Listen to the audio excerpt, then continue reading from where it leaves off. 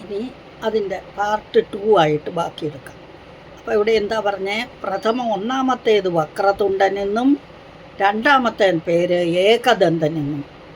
പ്രഥമം വക്രതുണ്ടം ച ഏകദന്തം ദ്വിതീയകം തൃതീയം കൃഷ്ണപിംഗാക്ഷം. കൃഷ്ണപിംഗാക്ഷം അക്ഷം കണ്ണാണ്. കൃഷ്ണപിംഗം എന്ന് പറഞ്ഞാലോ നല്ല കൃഷ്ണപിംഗാക്ഷൻ എന്ന പേര് ഗണപതിക്ക്. ഇനി നാലാമത്തെ പേര് ഗജവക്ത്രൻ. ഗജം എന്ന് പറഞ്ഞാൽ ആന, വക്രം എന്ന് പറഞ്ഞാൽ മുഖം, ആനയുടെ മുഖമുള്ളവൻ, ഗജമുഖൻ. നാലാമത്തെ പേര്. അപ്പം നമ്മൾ 4 പേര് പഠിച്ചു. എന്തൊക്കെയാ? വക്രതുണ്ടൻ, ഏകദന്തൻ, കൃഷ്ണപിംഗാക്ഷൻ, ഗജവക്ത്രൻ. 4 പേര് പഠിച്ചു. ഇനി 5ാമത്തേത് ലംബോദരൻ എന്ന പേര് 5ാമത്തെ. ലംബം എന്ന് പറഞ്ഞാൽ വലുത്, ഉദരം വയറ്, അപ്പോൾ വലിയ വയറുള്ളവൻ. കഥയുണ്ടല്ലോ, കുബേരൻ്റെ കഥ ഓർത്താൽ മതി. കുബേരൻ്റെ അഹങ്കാരത്തെ തീർത്തത് എങ്ങനെയാണ് അതോർത്താൽ മതി. അപ്പം മനസ്സിലാവും എത്ര വലിയ വയറായിരുന്നു ഭഗവാന്, ഗണപതിക്ക്. അപ്പം കുബേരൻ്റെ അഹങ്കാരം ഒത്തിരി ഉണ്ടെന്നുള്ളത് ലോകം മുഴുവനും വയറ്റിലാക്കിയിട്ടും വയറ് നിറഞ്ഞില്ല എന്ന് പറഞ്ഞ് ഗണപതി, അത് ആ കഥ ഓർത്താൽ മതി. അത് 5ാമത്തേത് ലംബോദരൻ എന്ന, ലംബം എന്ന് പറഞ്ഞാൽ നീളം എന്നൊക്കെ അർത്ഥം. പക്ഷേ ഇത് വലിയ എന്നെടുക്കാം നമുക്ക്.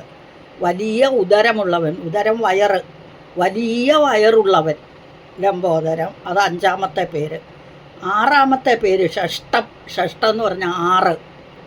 അപ്പോൾ 6ാമത്തെ പേര്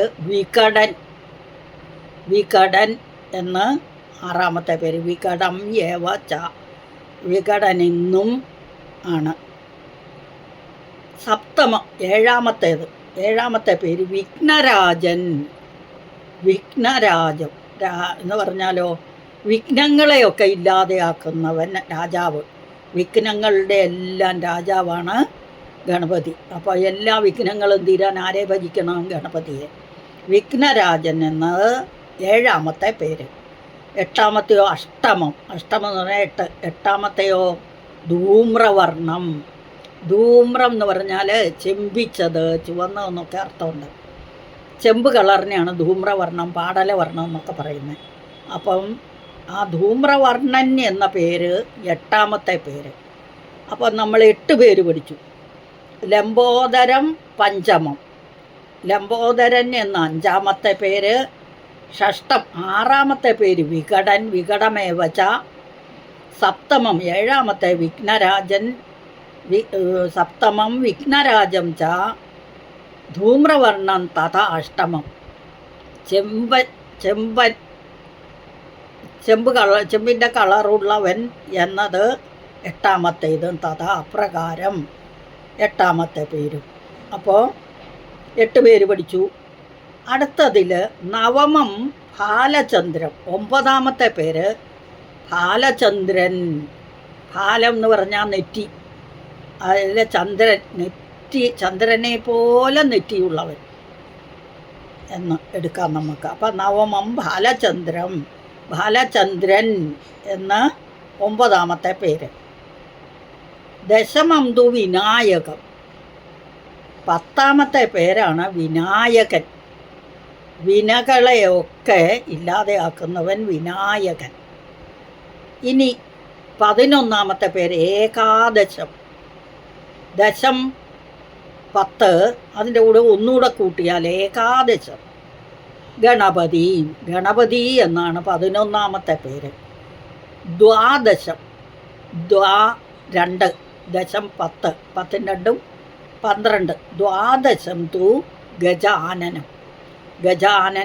ആനനം മുഖം, ആനയുടെ മുഖം ഉള്ളവൻ ഗജാനനൻ എന്നത് 12ാമത്തെ പേര്. അപ്പം നമ്മൾ 12 പേരുകൾ പഠിച്ചു അല്ലേ? ഈ ആദ്യം നമുക്ക് അതിനു മുമ്പ് 12 വരെയുള്ള അക്കങ്ങൾ പഠിക്കണ്ടേ? ഏകം, ദ്വിതീയം, തൃതീയം,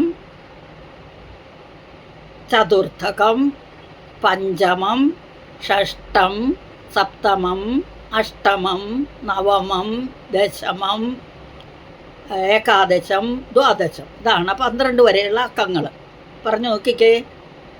ഏകം 1, ദ്വിതീയം 2, തൃതീയം 3, ചതുർത്ഥം 4, പഞ്ചമം 5, ഷഷ്ടം 6, സപ്തമം 7, അഷ്ടമം 8, നവമം 9, ദശം 10, ദശമം 10, അതിൻ്റെ കൂടെ ഏകം കൂട്ടിയാൽ ഏകാദശം 11, ദ്വാദശം 12.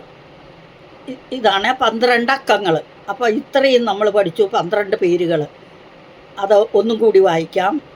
പറയാം ആദ്യം. വക്രതുണ്ടൻ, ഏകദന്തൻ, കൃഷ്ണപിങ്കാക്ഷൻ, ഗജവക്ത്രൻ, ലംബോദരൻ, വികടൻ, വിഘ്നരാജൻ, ധൂമ്രവർണ്ണൻ, ബാലചന്ദ്രൻ, വിനായകൻ, ഗണപതി, ഗജാനനൻ. ഇങ്ങനെ 12 പേരുകൾ. ഇനി ദ്വാദശൈതാനി നാമാനി. ഈ 12 പേരുകൾ ത്രിസന്ധ്യം യാ പഠേന്നരഹ. ഏതൊരു നരനാണോ ഈ 12 പേരുകൾ സന്ധ്യാസമയത്ത് ചൊല്ലുന്നത്.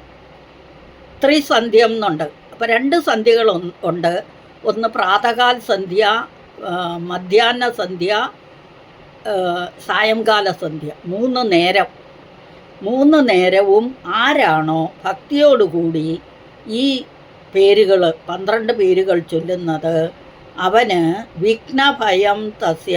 അവന് വിഘ്നം എന്നൊരു പേടി ഉണ്ടാവുകയില്ല. കൂടാതെ സർവസിദ്ധികളും കിട്ടുന്നു. എല്ലാ ശ്രേഷ്ഠ സിദ്ധിയും ലഭിക്കുന്നു.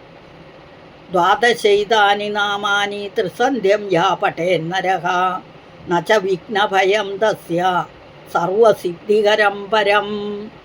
പരം എന്ന് പറഞ്ഞാൽ ശ്രേഷ്ഠം. ഇനി അടുത്ത ശ്ലോകത്തിൽ വിദ്യാർത്ഥി ലഭതേ വിദ്യാം. വിദ്യാർത്ഥികൾക്ക് വിദ്യയെ ലഭിക്കുന്നു. ധനാർത്ഥി ലഭതേ ധനം. ധനത്തെ അർത്ഥിക്കുന്നവർ, ധനത്തെ ചോദിക്കുന്നവർക്ക് ധനത്തെ ലഭിക്കുന്നു. പുത്രാർത്ഥി ലഭതേ പുത്രാൻ. ആർക്കാണോ മക്കളെ വേണ്ടത് അവർക്ക് മക്കളെ കൊടുക്കുന്നു. മോക്ഷാർത്ഥി മോക്ഷമാപ്നിയാത്. മോക്ഷം ആഗ്രഹിക്കുന്നവർക്ക് മോക്ഷത്തെ കൊടുക്കുന്നു. ജപേത് ഗണപതി സ്തോത്രം ഷൺമാസ സഫലം ലഭജേത്.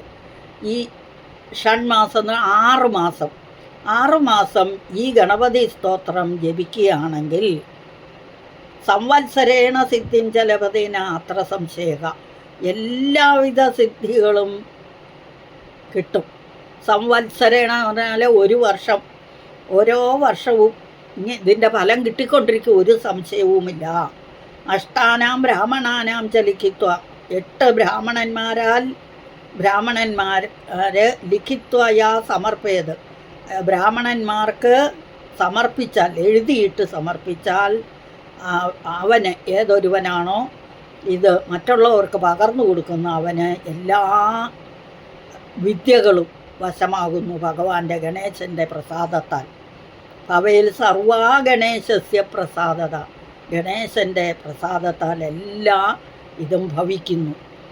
പ്രണമ്യ ശിരസാ ദേവം ഗൗരീപുത്രം വിനായകം ഭക്ത്യാവാസം സ്മരേ നിത്യം ആയുഃ കാമാർത്ഥസിദ്ധയേ. പ്രഥമം വക്രതുണ്ടം ജയേകദന്തം ദ്വിതീയകം തൃതീയം കൃഷ്ണപിങ്കാക്ഷം ഗജവക്ത്രം ചതുർത്ഥകം ലംബോദരം പഞ്ചമം ച ഷഷ്ടം വികടമേവ ച സപ്തമം വിഘ്നരാജം ച ധൂമ്രവർണം തഥാഷ്ടമം നവമം ബാലചന്ദ്രം ച ദശമം തു വിനായകം ഏകാദശം ഗണപതിം ദ്വാദശം തു ഗജാനനം. ദ്വാദശൈതാനി നാമാനി ത്രിസന്ധ്യം യാ പഠേന്നരഹ നച വിഘ്നഭയം തസ്യ സർവസിദ്ധികരം പരം. വിദ്യാർത്ഥി ലഭതേ വിദ്യാം. ധനാർത്ഥി ലഭതേ ധനം. പുത്രാർത്ഥി ലഭതേ പുത്രാൻ. മോക്ഷാർത്ഥി മോക്ഷമാപ്നിയാത്.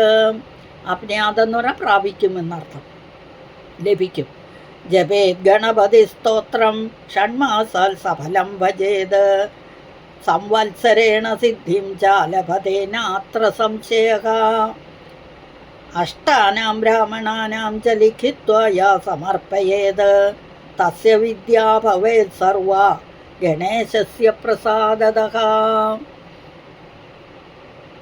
ഗണപതി സങ്കടനാശ ഗണേശാഷ്ടകം ഇതോടുകൂടി കഴിഞ്ഞു.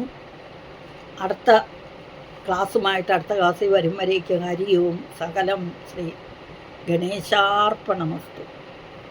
ഓം ശ്രീ ഗണേശായ നമഃ.